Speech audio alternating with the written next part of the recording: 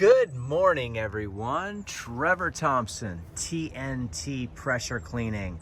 Dynamite service with explosive results. We are at a home today, and I want to show you guys a couple of things. So if I turn you around, I'll let you see what the driveway looks like, and you can just see your basic, mildew and that type of thing. What occurs after about a year and a half of not being cleaned. It's really not that bad, but you can see, your dark discoloration in there. And then of course, we do like to clean these, but you don't want to be dumping a lot of solution down there. And if you do, you want it diluted. So regular pressure cleaning on here is okay. And the reason being is because we don't want to be dumping chemicals down here. These are storm drains, and these lead out to water inlets. So we don't want a bunch of SH down there. We don't want a bunch of oxalic acid down there. We don't want caustic degreasers down there. We just don't want things that can affect our wildlife down there. So just treating this with water and high pressure is okay. I mean, not really ridiculously high pressure, because you don't want to be destroying that. That is city property. That is not property of the homeowner. But to clean that up and remove that black will be aesthetically pleasing. You can use some oxalic acid around here, but I would spray it on, leave it on, and walk away. I wouldn't rinse it down the drain. I won't be treating that because that's just not part of the deal. But I do want to show you guys some of these rust stains. And your oxalic acid is barely going to put a dent on these. So you've got one here, you've got one here, you've got one here. You're going to need a battery acid remover, like Front 9 Restoration bark, because oxalic acid will lighten that up a little bit, and like one that's faded like this, it'll do a pretty good job with that, depending on how strong you mix it. But anytime you've got battery acid, corrosives, things like that, you're going to want a little bit stronger of an acid to pull that up.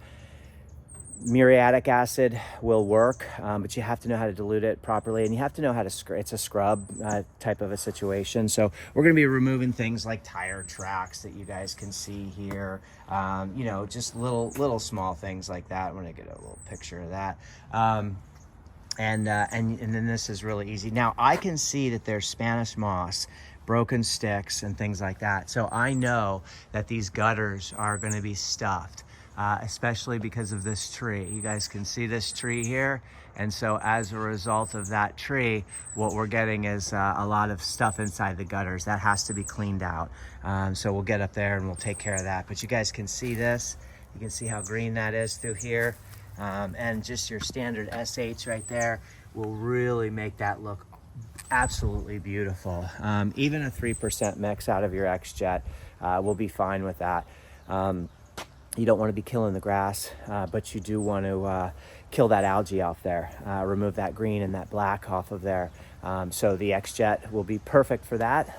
We'll do a little brick restoration and make these bricks look really pretty. And you can just see you got your standard leaves and stuff. Make sure you guys are taping up your Ring doorbells. So anything like this is going to need to be taped up. So we'll put some tape around there. And that way, when we got water flow coming down, we won't disturb anything with that Ring doorbell. And you can see the the spider webs and things like that that are around the area. Some mud dauber nests and things like that. Take you around back really quickly, and I'm going to throw a ladder up against the side of this house, get these gutters blown out, and flush out the downspouts, and then we're going to start with the house wash. Just wanted to bring it to your attention in regards to rust, iron, and sulfur, because oftentimes people want to try to treat a rust stain with an oxalic acid, and it doesn't always work out, especially with hardware. Anytime you've got rusty hardware, good luck with that oxalic acid. Now, oxalic acid is great. I use it all the time. Keep it on board. Keep 30 pounds on board all the time. But it just doesn't do the trick with battery acid. So bark is a great product for that. That's your Front 9 Restorations. You can see here that this little slab needs to be addressed, and then you've got just your standard kick up from rains and things like that. If you guys check out the AC slab, I always make sure to get these guys done because it just looks so beautiful when I'm finished. You can see what that looks like now, and in the after video you'll be able to see what that looks like afterwards. I've made note, inside of all the screens and stuff, we don't pop screens off, unless the customer wants to, and the customer generally has to do that from the inside, because a lot of times you're not going to have these tabs on the outside to pull those screens, so you really don't want to be damaging these screens. So don't sit there with your thumb and try to press in and press up. Yes, you could probably do it, but you run the risk, if these are sun damaged and brittle, you run the risk of popping these and damaging those screens. So a lot of times you'll have a flush area, these don't, so it's going to be very difficult to try to get all of that debris that's out of there. But we'll do the best we can. We'll get the bird feeder nice and prettied up, and then I'm going to use, because I'm shooting about a 3% solution, I'll be using about a 1.5% solution on the fence. I'm going to use a pump up sprayer, not for the flagstone, but for the these pavers out here. I'm going to treat those with a pump up sprayer and make those look brand new again. And then make sure you get like under sides of the, when you got a downspout like that, you can see on this flagstone how bad that is. So that'll really brighten up with a nice mix on there. And then we're going to do this inside of the screen porch here. We'll just lay a solution in here, and we'll get up all of our, looks like some cooking went on here, so we may use a little degreaser here to pull that up. And then just get get all of your spider webs and things like that that are around the area. You can see up here, you just got your little collection of little guys down there, and you can see what we got going on down here. So you're gonna chase all of that out, then lay your solution, and then spray that off. I'll do that with a high pressure ball valve, because this is flagstone and you will tear this stuff up, especially if it's got some age on it. And I'll bring you down here and just give you an idea. So if this will just chisel right up. So really be careful with this stuff. You cannot be putting a bunch of high pressure on here. You'll just flake these things up. So you don't want to damage the person's stones. Anytime you guys have a downspout that's butted up against a screen, make sure you clean all of the debris that's resting beside there. It's really easy to do, especially with a high pressure ball valve or even your X-Jet. That stuff will bounce out, and it just makes a difference when they walk out into their patio or anywhere else. It really, it's like, wow, this place is super clean. So you can see the fence is damaged. We've got a lot of UV damage and marks. So we're going to use a special soap on here that will help sort of bring some of that chalk off of there, and sort of revitalize that fence, because it's got a very dull appearance to it. And then, of course, you can see here the hard water staining and the burn through the screen. So that's just something that happens with the sprinkler systems, the irrigation systems, and age. And when that coating starts to wear on those screens, they gray out like that. Hope everyone's having a great day. I'm going to get it set up. Running the 4 gallon a minute machine, cold water unit. It's 49 degrees today here in northern central Florida.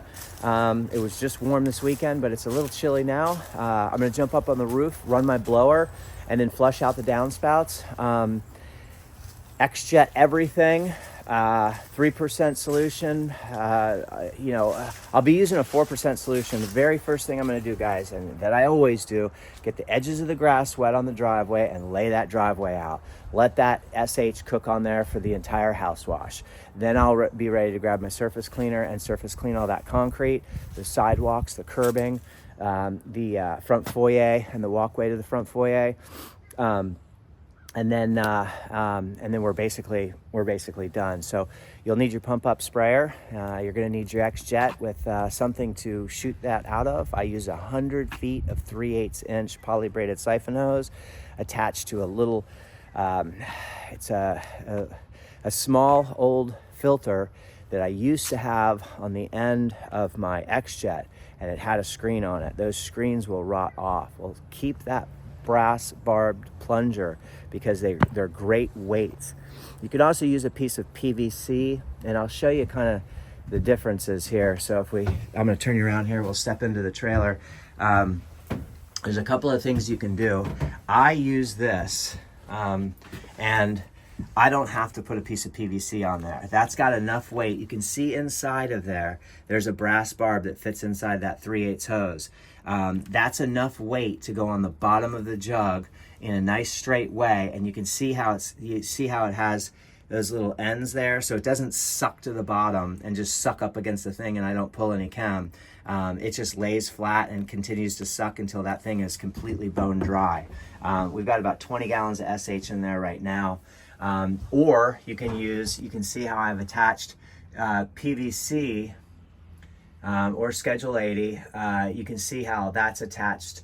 And those are drop sticks that will allow you to, you know, run that into the bottom of a bucket. You can see right there, there's another one.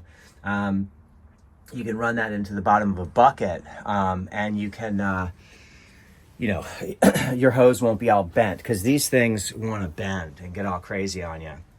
And you need them nice and straight all the way down. So that's just a little trick of the trade. To help you out in, you know, getting yourself something to mix out of.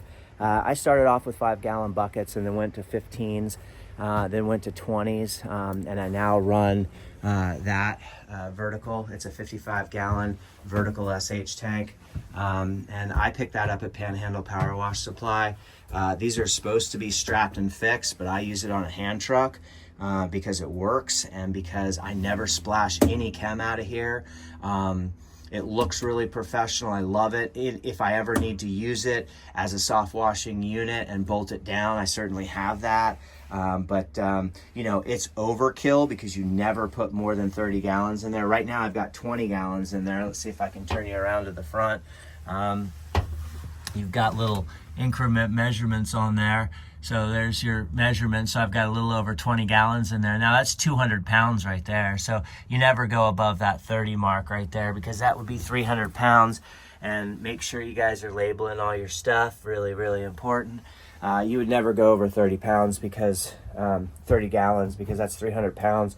And I promise you that when that thing dives in some mucky grass or takes a little bit of a pitch, you're going to be toppling over. So 200 pounds is enough to push around. You don't want to be doing any more than that. I'll shoot an after video. That's the house for today. Have a great day, everyone. Keep cleaning. Trevor Thompson, TNT Pressure Cleaning. Take care.